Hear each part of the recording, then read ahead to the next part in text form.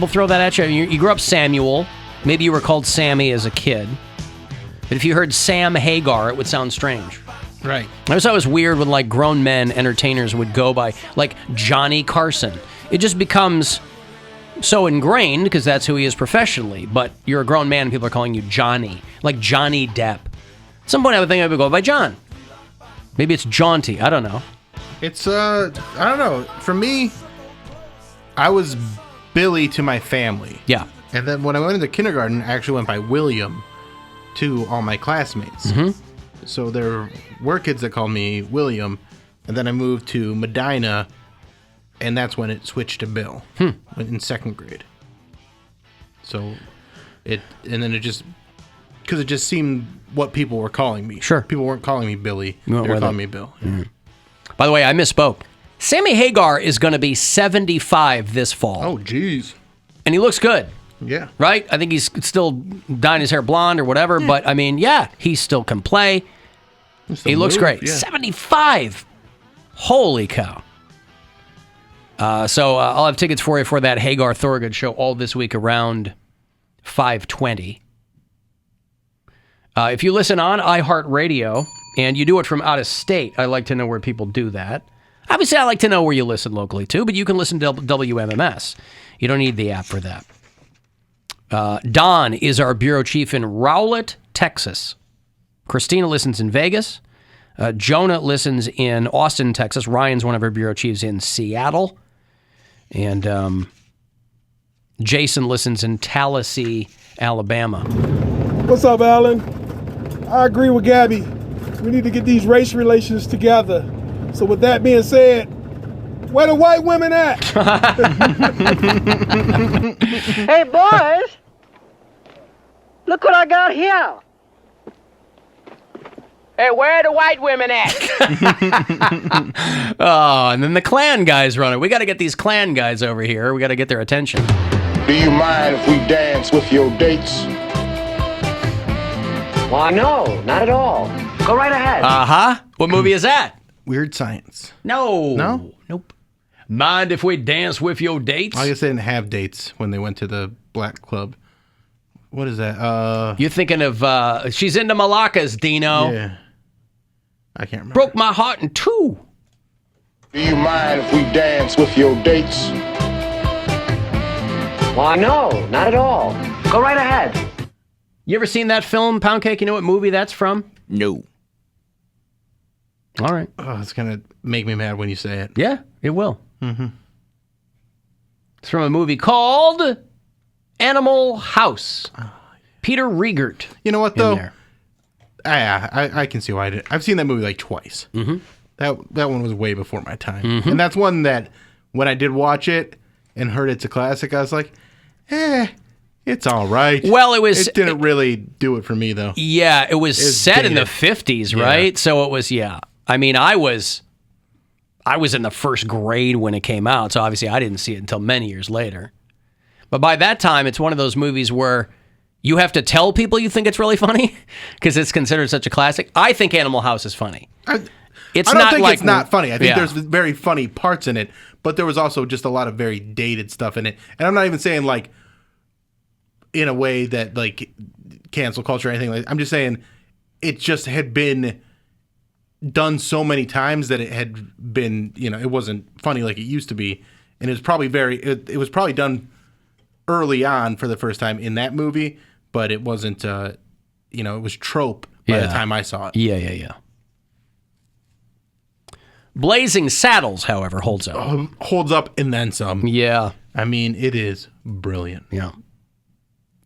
A lot of dead people in that movie now. Gene Wilder and Cleavon Little are both dead. Mm-hmm. She's in a Malakas, Dino. Weird Science. She need him right in the nuts. She did what? She need your nut. Need your nut. Right? It broke my heart in two. Worst pain there is. Bill could have been a Willie, like Willie Nelson. Yeah. Willie Squire. See, Will Squire, I could see. Yeah. But again, like you said, you kind of go with... Yeah, it's not. I never really decided, other than the first day of school when my teacher said, William, I was like, huh? Like, I didn't even respond to it because no one's ever called me William. And then... William Squire, and I go, well, that's me. And then she moved on. And so then my name tag said William on it. And I'm like, I guess I'm William for a while. And then when I moved to Medina, I had the opportunity to be like, well, my name's William, but I go by Bill. And so. Yeah, well. And Bill sounded more mature than Billy. Yeah. Billy. And, of course, there was the famous guitarist. Which I was brought up to me all the time as a small child. And I was like, I don't know. I'm 5 years old. I was going to say, why would I know who he is? Yeah, that's right in that wheelhouse, too. Yeah. Well, because what are the odds that there's going to be a famous rock star with your name? You know, your name wasn't Samuel Hagar or Edward Van Halen. Or those are both very unique names. My parents were not aware of Billy Squire. Right. Well, they were not. Understood. Yeah. They weren't listening to The Stroke? Nor Lonely as the You Night. weren't named after The Stroke? Nope. Oh, boy. Let me give you some money here. It's your last chance to win today. So if you were the person who wins this, you're just under the wire for the 16th of May. You can go fund yourself right now. Listen closely and good luck. The Buzzard wants you to go fund yourself and score $1,000. Enter the nationwide keyword FUN at WMMS.com. That's fun. Enter it now at WMMS.com. And good luck from Buzzard Radio. By the way, I had this on my rundown before we left last week, and I just didn't get to it. But a lot of people hit me up with the story. We were talking about digging shallow graves. And my thought was, just keep digging, because a few more inches could separate you from a life in prison. You know, they hear about these people who are like, they were found in a shallow grave. And I guess the thought is that they're eager to get out of there. And my thought is just, if you're going to do that, premeditate. Or, yeah. Yeah, I know a lot of times it's crimes of passion. People are, anyway, the story that I had seen last week was the guy who had a heart attack and died while he was burying the girlfriend he just killed. Did you see this? So the cops show up, Joseph McKinnon. They find him dead on the ground and then find out, oh, he killed his girlfriend and was burying her outside their home in South Carolina. That's why a lake is the way to go. Gotta make sure. Throw him in a lake. It drains. Yeah, like Alan said, poke him full of holes. Hopefully, wrap him in chains. Yeah. Get him down there. What's the guy's name? Oh, Joseph McKinnon, 60 years old. He had just strangled his girlfriend to death, 65-year-old Patricia Dent, who lived with him in Trenton, South Carolina. He had just strangled her to death, and by the time somebody called the cops because they saw an unresponsive male lying in his yard. So the cops get there. Oh, so he's trying to bury in his own yard? In his own yard. This guy was an idiot. This guy, he got some balls. Trying to go for it in your own yard. Tried to pull a John Wayne Gacy. But this is what I'm saying. If you're going to murder someone, don't be lazy. There's already a laziness to murder because it's a problem you don't want to deal with. Logically, so you go, remove the variable and I'll kill this person. I won't go to therapy. I'll just murder my girlfriend. There you go. So there's an inherent laziness to murder. That's a new one. I never thought about that. It's true. I murdered her because I was lazy. I'm lazy because I don't want to do the work of figuring this out. Well, and I got some wires crossed in my head, which, not always under your control. But again, plenty of people, most people who are mentally ill aren't violent. So there's a laziness there. It's like, I'm just going to remove this variable rather than contend with it. Yeah, because you get so overwhelmed by your emotion of anger that you're like, well, now I must kill.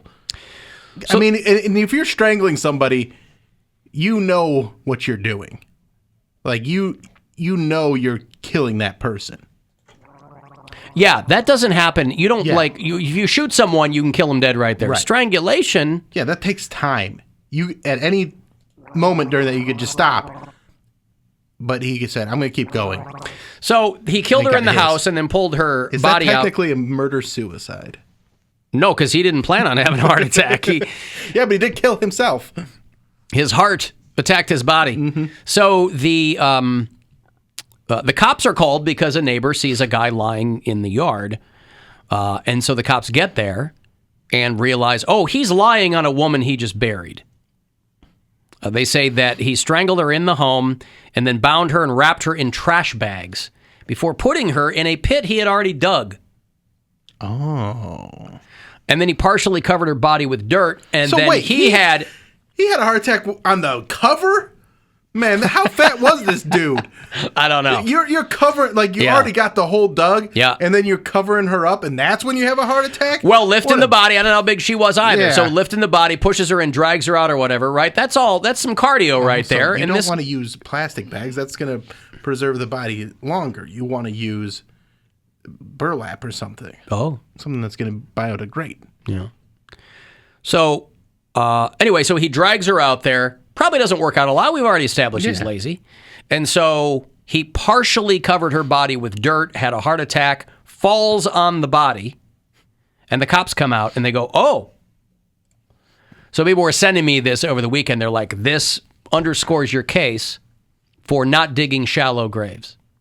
Dig a deep grave. Or again, lake, also, a body of water. They're still digging bodies out of Lake Mead. This checks a lot of stuff that you say. Exercise regularly. Eat well. Of course. All these different, maybe get to a place in your life where you're not so angry at someone you want to murder them. I was reading this thing that was like, and again, this is nothing shocking here, but they keep putting studies out. A diet rich in fruits and vegetables can help to tackle depression in young men. Yes! I mean, if you see the cost of produce, that might stress you out these days. But still, it's like, yeah. These incels that hey, stop banging the cantaloupe and eat them. How about that? People bang cantaloupe? Oh, pound cake. Sweet pound cake. Is that a thing? Does that feel good? You cut a hole in them, you nuke them for 20 seconds, you take them out. Yeah, it feels good. You're a gay man. I mean, you don't know this? You don't know that you'll warm up a melon? No. I got to teach this guy everything. You never heard of melon baller? Yeah, teach me, Alan. But a Mediterranean diet, right? Fruit, vegetables, legumes.